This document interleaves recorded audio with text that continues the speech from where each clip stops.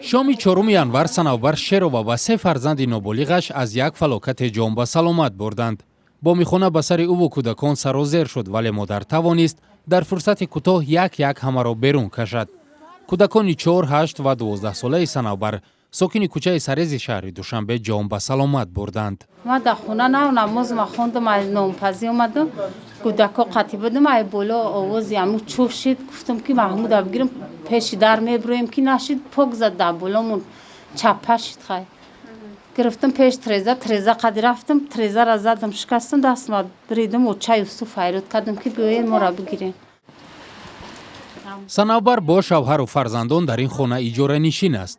میگوید احساس میکرد که خانه در حالت صدموی قرار دارد چون بعضا با میان میلرزید. او صاحب خانه را هم از این وضع آگاه کرده است. گفتم 3-4 روز پیش دیدنش گفتم خیلی سازه هیچ کنم میکنم.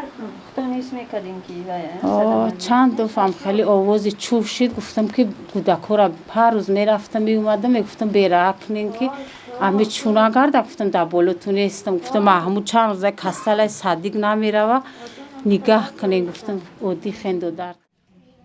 با وجود آنکه همه جهاز و لباس سنوبر و فرزندانش زیر خاک و لای مانده و خود او هم دستش را زخمی کرده است، از آن شد است که فرزندانش آسیب جسمانی ندیدند. زمانی که با میخانه اجاره آنها فرو ریخت در کوچه باران میبارید.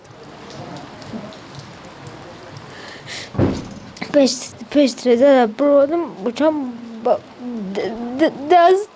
محمد 12 ساله در ساعتهای اول بعد حادثه درست صحبت کردن نمیتوانست، ترسیده بود و اشک میریخت. پیش تریزه در استادگی بودن که یکی همون بالا چیک جم بوده، یک غلطی ده که من پری خاک شده که همونجا غلطی ده دیگه نه دیده نتونسته.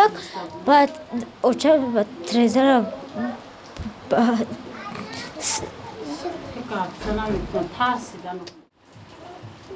سنوبر فراش و شوهرش اوستا است. این خانه را که به خاطر نرخ ارزانش به اجاره گرفتند ساخت سالهای 80 عصر گذشته است.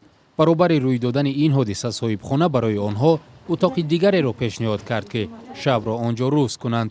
جای بعدی زیستی آنها دیگر ناروشن است.